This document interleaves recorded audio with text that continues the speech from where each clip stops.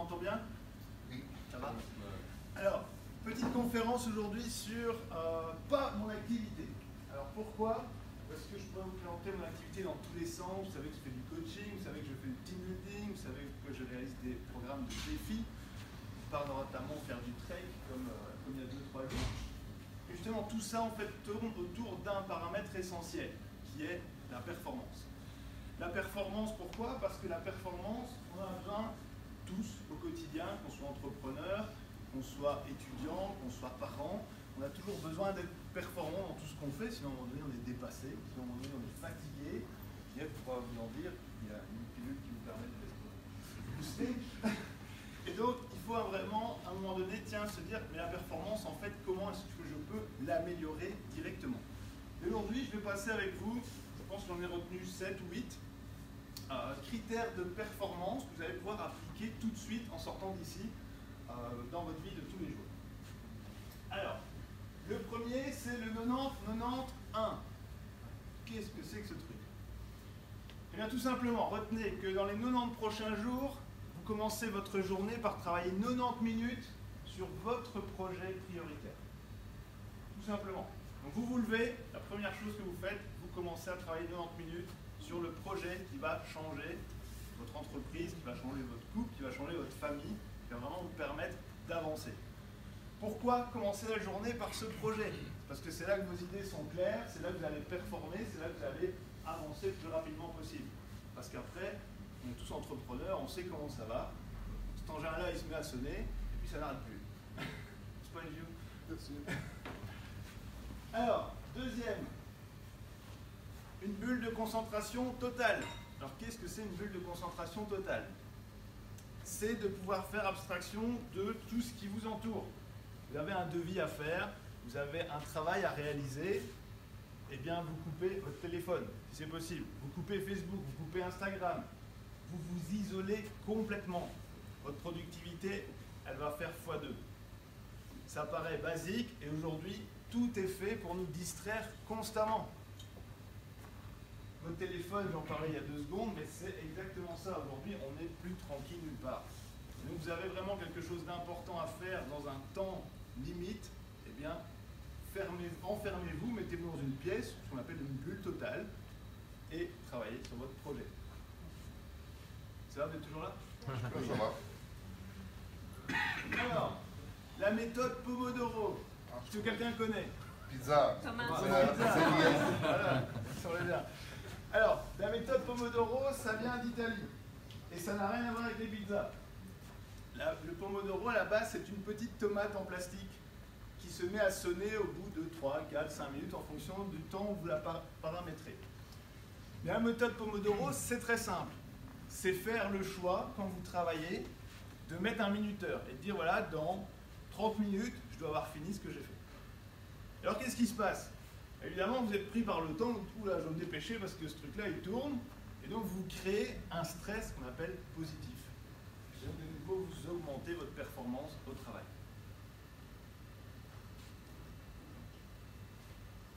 Bien choisir son groupe de semblables. Alors, qu'est-ce que ça veut dire, son groupe de semblables?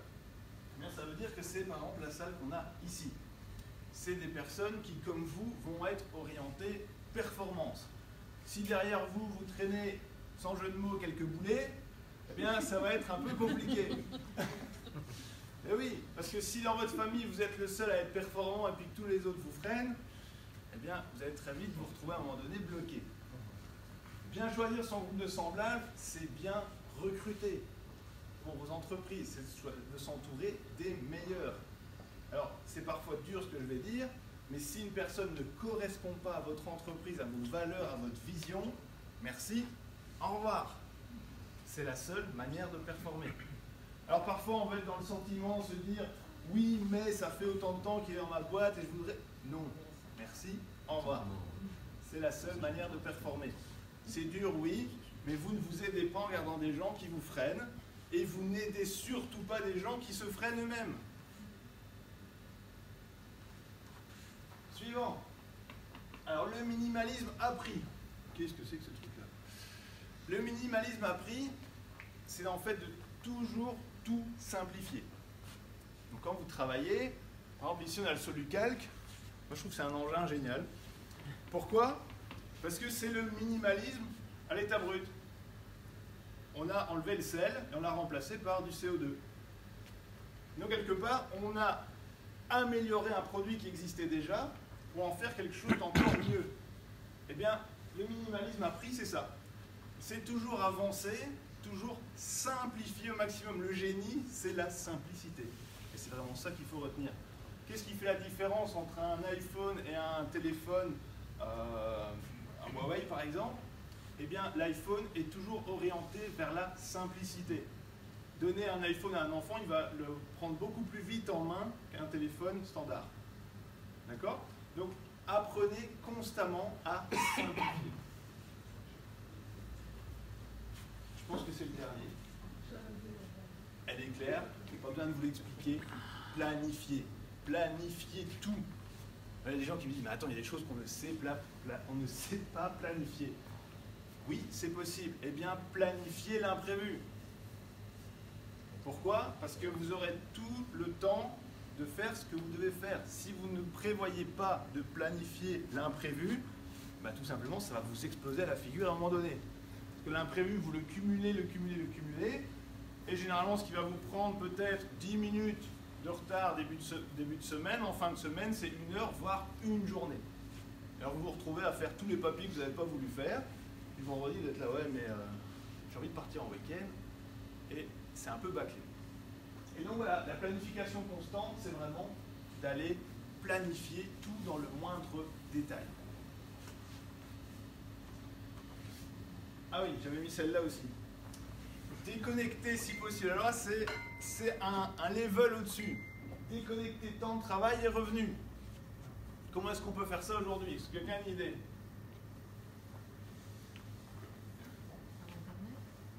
Par Internet, par exemple. Donc, déconnecter le temps de travail et le revenu, c'est-à-dire qu'on se fait généralement payer à l'heure. Il faut déconnecter cela et essayer de vous faire payer pour le service que vous donnez. Parce qu'un service, ça a un prix généralement beaucoup plus élevé que le travail par heure. Et donc, faites le choix, quand c'est possible évidemment, tout le monde n'a pas la possibilité de le faire, de vous faire rémunérer pour le travail réalisé et pas pour l'heure prestée. Alors, un exemple, par exemple sur Internet, c'est de créer un programme qui va vous permettre d'automatiser une formation. Vous la créez une fois et vous la vendez des millions de fois derrière. Si vous la vendez à 10 €, faites le calcul, ça va vous rapporter évidemment beaucoup d'argent pour très peu de temps passé. Coresco, plus loin, plus fort, ensemble.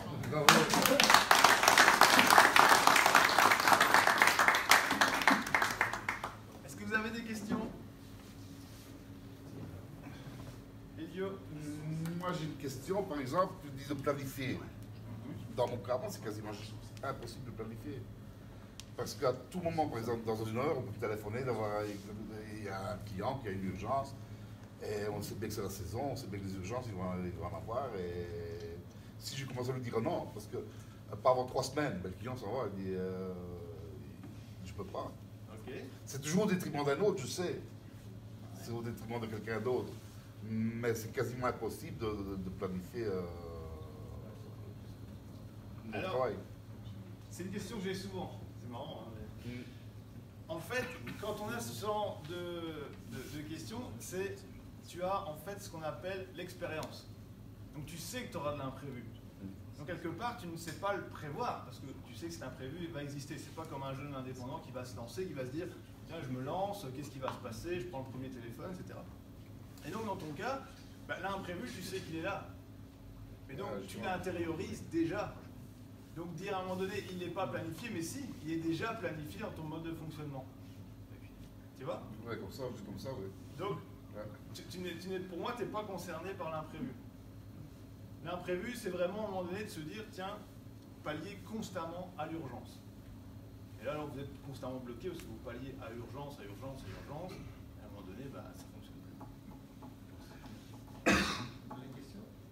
Moi, j'avais pas le même problème. Nous, on le prévoit déjà de base, puisque bon, on sait qu'on programme 4 jours, et le vendredi matin, puisqu'on arrive le vendredi midi, parce qu'on travaille plus longtemps dans la semaine, je prévois de dire voilà, je ne prévois rien le vendredi matin et il y a bien des fois où quelquefois le planning est hyper complet et des fois il ne sort plus pas.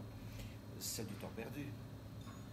Mais c'est du temps qu'on passe autre part, parce qu'on le passe dans l'hangar en mettant en ordre les camionnettes, à gérer nos déchets ou autre. Mais je veux dire, quelque part, c'est du temps perdu. D'accord. Ouais. Est-ce que c'est vraiment du temps perdu? C'est du temps qui ne rapporte pas d'argent. Voilà. Voilà. C'est vraiment ça. Donc c'est pas du temps perdu, mais c'est du temps qui rapporte pas d'argent. Où je te rejoins quand tu dis qu'il faut prévoir un imprévu, c'est que si tu t'octroies du temps pour cet imprévu, entre guillemets, eh ben, tu vas peut-être savoir le gérer plus facilement. Voilà. Plus facilement en t'octroyant du temps. Tu dis voilà, ça ce sera cette journée, comme tu dis, qui va peut-être pas rapporter beaucoup, mais tu vas pouvoir le gérer plus facilement. Et si tu t'y attends, ben, tu es préparé et ça passe plus facilement. Alors quel est l'avantage de prévoir entre guillemets un imprévu pour vous et vos équipes? Perdre moins de temps. Ouais, d'une part, mais il y a aussi un autre facteur. Éviter le stress. Voilà, surtout, vous diminuez le stress. Oui, le client est content. Si tu as une urgence, tu Le réagis, tu Le client sera toujours content, mais vous diminuez surtout le stress sur vous-même et vos équipes. Et ça, c'est primordial. Les équipes qui sont tout le temps tendues, à un moment donné, vous savez ce que c'est, ça explose, et puis c'est le départ, et puis il faut échanger, et puis mettre en face un cercle vicieux qui se perpétue. D'autres questions? Merci à tous. Merci Quentin, on peut l'applaudir.